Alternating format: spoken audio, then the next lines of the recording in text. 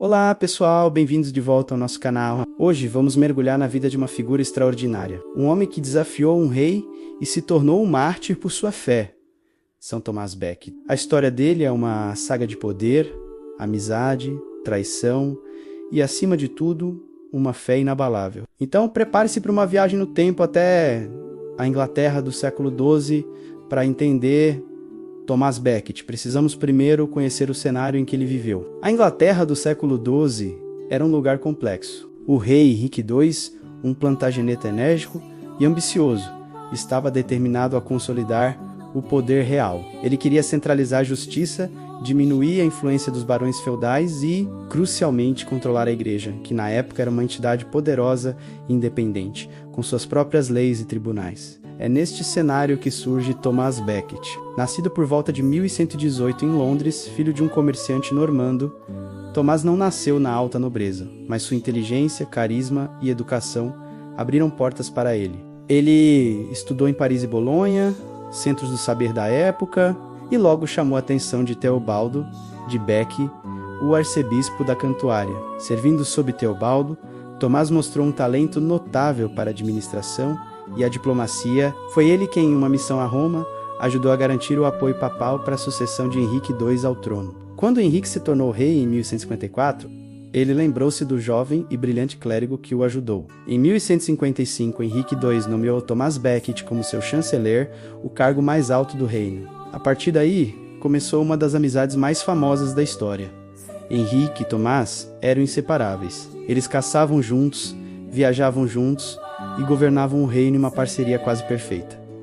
Tomás, como chanceler, era o braço direito do rei. Ele era extravagante, vivia em grande estilo e era totalmente leal a Henrique. Ele implementou as políticas do rei, inclusive aquelas que buscavam aumentar o poder real sobre a igreja. Ninguém duvidava de sua lealdade à coroa, mas tudo estava prestes a mudar de forma dramática. Em 1161, o arcebispo Teobaldo faleceu, deixando vago o posto mais importante da igreja na Inglaterra, o de arcebispo da Cantuária.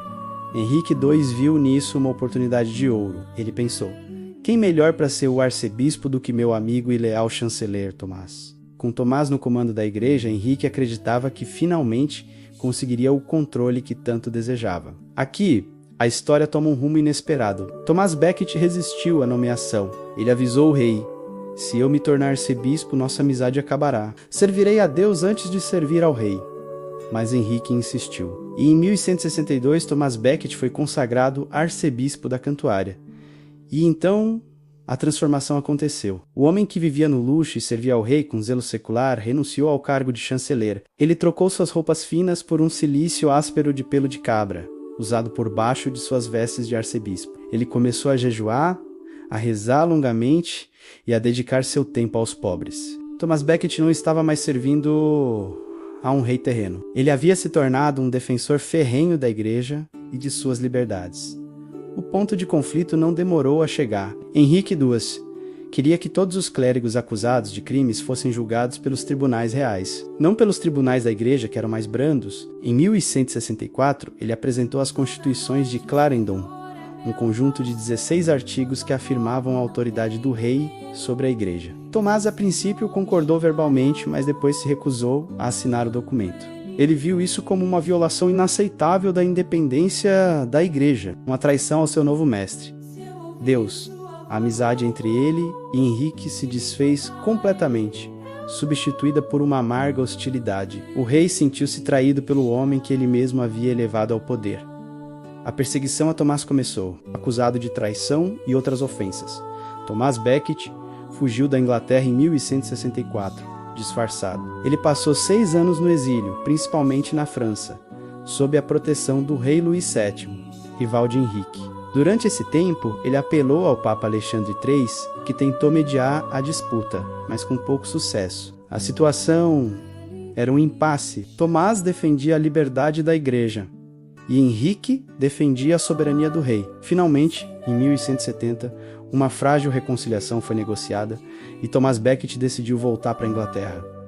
Ele sabia do perigo que corria. Seus amigos o imploraram para não ir, mas ele sentiu que era seu dever retornar ao seu rebanho. Ao chegar, ele imediatamente entrou em conflito com os bispos que haviam colaborado com o rei durante seu exílio, excomungando alguns deles. A notícia dos atos de Tomás chegou aos ouvidos de Henrique II, que estava na Normandia. Em um acesso de raiva, o rei teria gritado palavras que ecoariam pela história.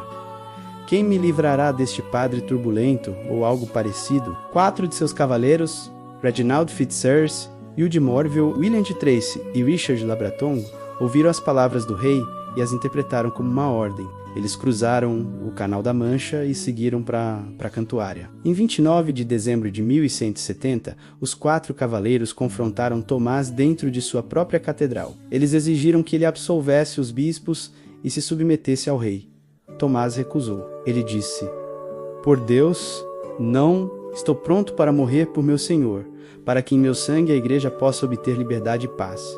Os cavaleiros sacaram suas espadas. Enquanto os monges tentavam protegê-lo, Tomás os impediu, dizendo que a casa de Deus não deveria ser defendida como um forte. Ele se ajoelhou diante do altar. Ali, na santidade de sua própria catedral, os cavaleiros o atacaram brutalmente. O primeiro golpe atingiu seu ombro. O segundo, sua cabeça. Com o terceiro golpe, ele caiu, murmurando: "Pelo nome de Jesus e pela proteção da igreja, estou pronto para abraçar a morte." A notícia do assassinato brutal de um arcebispo em sua própria catedral chocou o mundo cristão. A indignação foi imensa. Quase imediatamente, relatos de milagres começaram a surgir no túmulo de Tomás. Pessoas de toda a Europa começaram a peregrinar para Cantuária. O rei Henrique II ficou horrorizado com o que seus cavaleiros haviam feito. Publicamente, ele expressou remorso e, em 1174, fez uma peregrinação pública e penitente à tumba de Tomás. Ele caminhou descalço pelas ruas de Cantuária e permitiu que os bispos e monges o açoitassem como ato de penitência. A causa de Thomas Becket triunfou na morte. Apenas 3 anos após seu assassinato, em 1173, o Papa Alexandre III o canonizou como santo e mártir. A Cantuária se tornou um dos centros de peregrinação mais importantes da Europa. O rei Henrique foi forçado a revogar as partes mais controversas das constituições de Clarendon, garantindo em grande parte as liberdades da igreja pelas quais Tomás havia lutado e morrido. O legado de São Thomas Becket é profundo. Ele é um símbolo da luta entre o poder secular e o poder espiritual, um mártir da liberdade da igreja. Sua história nos lembra que as convicções têm um preço e que a lealdade a princípios maiores pode exigir o sacrifício supremo. Ele nos mostra a jornada de um homem do mundo que se tornou um homem de Deus de forma tão completa que estava disposto a morrer por sua nova vocação. Para encerrar nossa reflexão, gostaria de compartilhar uma oração atribuída a São Thomas Becket. É uma prece que reflete sua jornada e sua confiança final em Deus. Vamos rezar juntos. Todo-poderoso e eterno Deus, que destes ao mártir São Tomás a coragem de morrer pela justiça, concedei-nos, por sua intercessão, a graça de renunciar por vosso amor a tudo o que neste mundo nos agrada, para que possamos um dia encontrar-vos em vosso reino, ó Deus. Pela defesa da vossa igreja, São Tomás caiu sob as espadas dos ímpios. Fazei, nós vos pedimos, que todos os que imploram sua ajuda sintam o efeito salutar de suas preces. Por nosso Senhor Jesus Cristo, vosso Filho, que é Deus convosco na unidade do Espírito Santo. Amém. Que a história de coragem e fé de São Thomas Becket nos inspire em nossas próprias vidas. Obrigado por nos acompanhar nesta jornada histórica e espiritual. Se você gostou deste vídeo, não se esqueça de deixar seu like, compartilhar com seus amigos e se inscrever no canal para mais conteúdo como este. Até a próxima!